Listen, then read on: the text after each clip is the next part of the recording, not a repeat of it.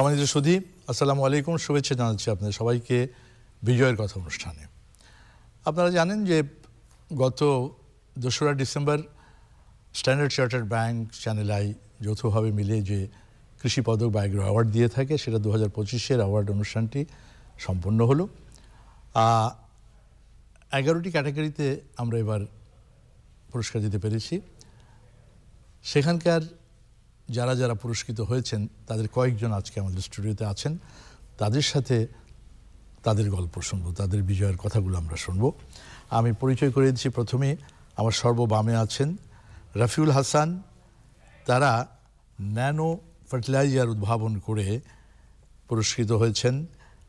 এখানে আছেন রফিউল হাসান, তিনি কেমিক্যাল ইঞ্জিনিয়ারিং বিভাগের সহযোগী অধ্যাপক। যদিও ডক্টর জাভেদ খানের অধীনে পুরো টিমটি কাজ করেছে, ন্যানো ইয়ারা তৈরি করেছে যশোর বিজ্ঞান ও প্রযুক্তি বিশ্ববিদ্যালয়ের ন্যানো ল্যাবে। এটা একটা যুগান্তকারী গবেষণা উদ্ভাবন, আমাদের ইউরিয়ার ব্যবহার ব্যাপকভাবে কমিয়ে আনবে। তারপর আছেন গাউসুল আজম টুটুল, তিনি কৃষি বাজার লিমিটেড নামে একটি সংগঠনের স্বত্বাধিকারী, রংপুরে এটির অবস্থান।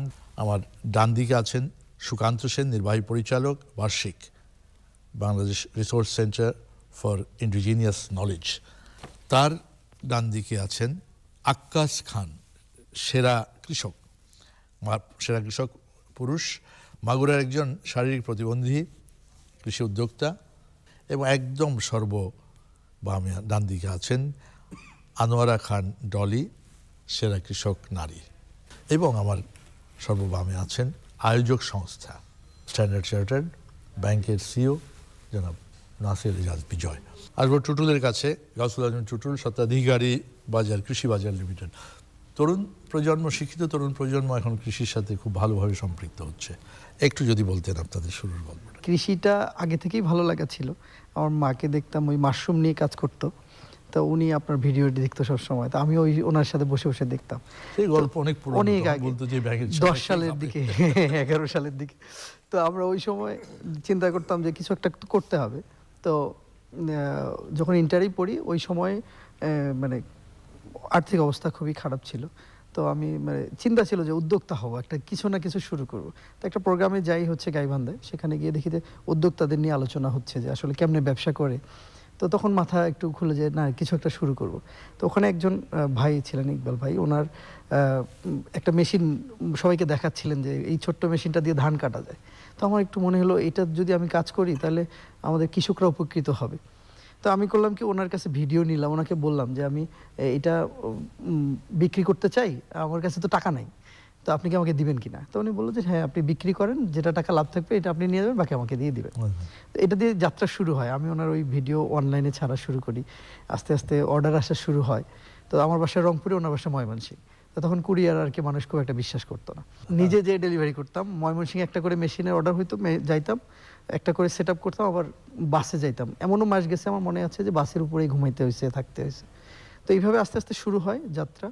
তারপরে আমরা সেগমেন্ট ওয়াইজ ভাবা শুরু করি যে কোন জিনিসটা দরকার। ছোট মিনি পাওয়ার টিলারগুলোকে লঞ্চ করা শুরু করি, যেটা এখন বড় রেসপন্স কিরকম? খুবই ভালো, খুবই ভালো। এখন আপনি খুবই ভালো। বিষয়টা এরকম যে মানে এতই ডিমান্ড যে আপনি বানিয়ে কুলাচ্ছেন না, না এরকম না। মানে আপনি আমরা প্রথমের দিকে মাসে হয়তো 4টা-5টা বিক্রি করতাম। তো এখন ওটার স্কেল এমন হয়েছে প্রায় 50টার উপর নতুন প্রতিষ্ঠান হয়েছে মিনি টিলারের উপরে এখন, এবং প্রত্যেকটা জেলায় জেলায় এটাকে মানে এখন বিভিন্ন শোরুম দেয়া হচ্ছে। আপনি কতজন সহকর্মী নিয়ে কাজ শুরু করেছেন? আপনার সবই তো আপনার তরুণ সবাই। আমি শুরু করছি আমি নিজেই একটা ছোট্ট ঘর থেকে, একটা কম্পিউটার থেকে। আর এখন আস্তে আস্তে ওই 1-2 করে অ্যাড করতে করতে প্রায় 45 জনের মতো। ভবিষ্যৎ কি দেখতে চান আপনি? আপনার সাথে যদি আগামী 4 বছর পরে আবার এমন বিজয়ের কথা অনুষ্ঠানে কথা বলতে চাই, তখন আপনাকে আমরা কিভাবে দেখব? আপনার স্বপ্নটা কি? আমার স্বপ্নটা হচ্ছে কৃষির যে জায়গাগুলোতে যে গ্যাপগুলো আছে এগুলো পূরণ করে কৃষকের যে মানে পাওয়াটা সেটাকে অর্জন করা। কারণ আমরা দেখেছি যে কৃষকের ছেলে মানে পরিচয় দিতে চায় না মানুষ, আমি যে কৃষক এটা গর্ব ভরে বলতে চায় না। কিন্তু আমি দেখেছি আমাদের দিকে এখনো মানে তাকে চায় যে এই কাদামাটির কৃষকের পরিচয়, কিন্তু ড্রাগন ফার্ম কার আছে, হ্যাঁ ওটা আলাদা। হ্যাঁ, তো আমরা আঙ্গুরের বাগান কার আছে। তো তবে আমরা যেটা করছি, আমি পার্সোনালি কিছু গ্যাপ বের করে শেখানো শুরু করেছি। এই পর্যন্ত আমি 7,000 কৃষকের উপরকে শেখাইছি যে ওরা নিজের বেতনটাও কোনোদিন ধরে না ওদের বিজনেসের ক্ষেত্রে। তো এই ক্যালকুলেশনগুলো আমি শেখাই যাতে ওনারা লাভের দিকে আসে। ধন্যবাদ। আপনারা যে বলছেন যে ওই যে এনজিও মাধ্যমে আপনারা ওই লেভেলে পৌঁছায় ওই টাকাটা দিচ্ছেন কৃষককে, ঋণটা দিচ্ছেন, সেটাতে আমাদের মতো প্রতিষ্ঠান যুক্ত হতে পারবেন কিনা? কারণ আমরা তো একদম কৃষকের সাথে কাজ করছি, আর এবং যখন এনজিও আসছে তখন ওদের ইন্টারেস্টটা একটু বেড়ে যাচ্ছে, কারণ ওদেরও প্রফিট করতে হবে। সেক্ষেত্রে কৃষকরা একটু বেশি দামে তাকে নিতে হচ্ছে, সে জায়গায় আমরা করলে হয়তো একটু কমতে পারবো। আমরা এখানে যুক্ত হতে পারবো কিনা আমাদের মতো? যেটা বললাম, একটা হচ্ছে কি এনজিওদেরকে যেটা করছে সেটা কিন্তু লোন না, আমরা এমএফআই থেকে যেটা করছি সেটা লোন করছি। আচ্ছা, তো এমএফআই এর জন্য যে মডেলটা বললাম যে যদি আমরা কো লেন্ডিং করি তাহলে আমরা রেটটা অবভিয়াসলি কমাতে পারছি। আরেকটা জিনিস হচ্ছে যদি আমরা কোনো রকম মাল্টিল্যাটারাল থেকে রিস্ক পার্টিসিপেশন করতে পারি তাহলে আসলে আমাদের সিগনিফিকেন্টলি কম রেটে অসম্ভব হবে। ধন্যবাদ। ধন্যবাদ দর্শক, আমাদের নির্ধারিত সময়ের চেয়ে অনেক বেশি কথা আমরা বলে ফেলেছি। যাই হোক, দ্বিতীয় পর্ব শেষ করব।